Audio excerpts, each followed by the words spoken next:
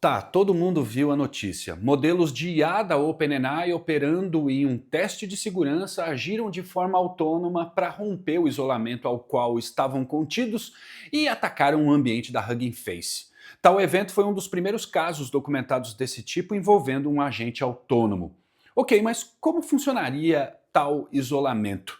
Considerando que esse foi um tema que furou todas as bolhas, foi até assunto do podcast O Assunto, eu acabei conversando com muita gente sobre isso nos últimos dias, e uma noção de isolamento de rede um tanto antiga era mais frequente no imaginário de muitos com quem eu falei, por isso eu achei interessante discutir esse assunto aqui.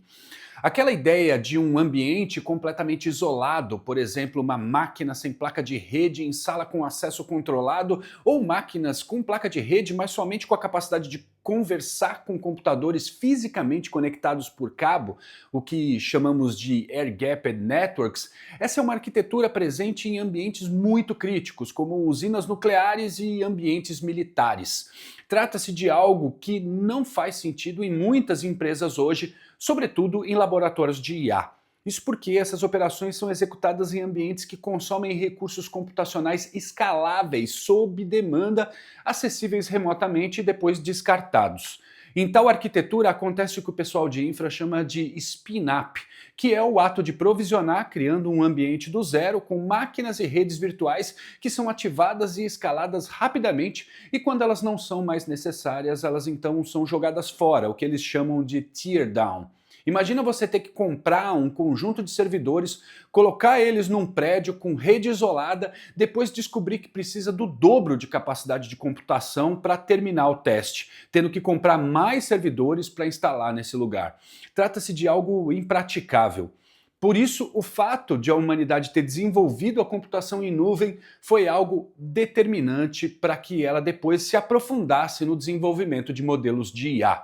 E quando a gente fala de computação em nuvem, estamos falando de máquinas que essencialmente estão na internet e cuja maioria dos controles com a função de implementar fronteiras entre elas é baseada em software e não em cabos se conectando por aí.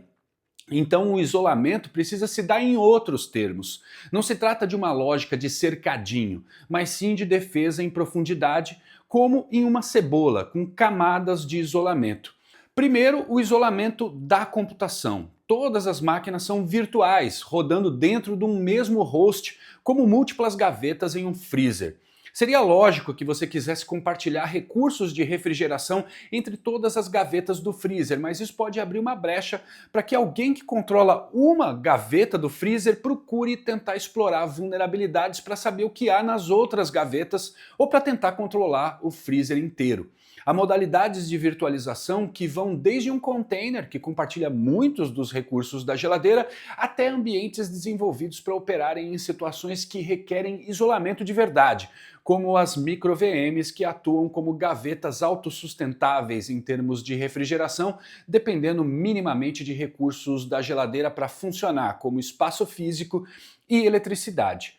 A segunda camada é o isolamento de rede. Aqui há como parametrizar o host e as próprias VMs para não ter IP acessível da internet e não ter condição de sair para o ambiente público, usando um servidor intermediário para fazer esse meio de campo.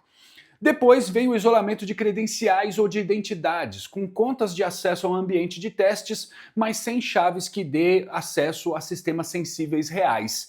E por último, há uma camada de monitoramento. Pisou na linha, tem que rolar um alerta. Passou da linha, trata-se de comportamento hostil. O que rolou no caso da OpenAI é que durante um teste interno de segurança ofensiva, dois modelos da empresa operando juntos e sem as salvaguardas que os impedem de fazer maldade foram desafiados a hackear um ambiente controlado.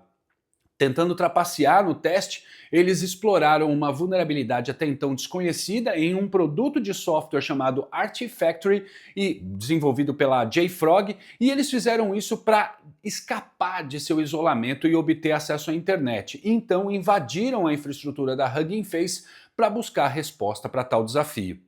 E é isso que eu acho que vale a pena levar em conta sobre esse episódio. Quando a gente fala de ambiente isolado hoje, não se trata de um cofre trancado, mas sim de uma pilha de decisões de engenharia, uma em cima da outra, cada uma passível de erro. Isolamento não é uma coisa que ou você tem ou você não tem. É uma aposta, camada por camada. E à medida que esses modelos vão ficando espertos, errar nessa aposta pode ficar muito caro. E é isso. Se você gostou desse vídeo, me deixa ficar sabendo disso. E se eu te fiz pensar de maneira diferente, comenta aqui embaixo.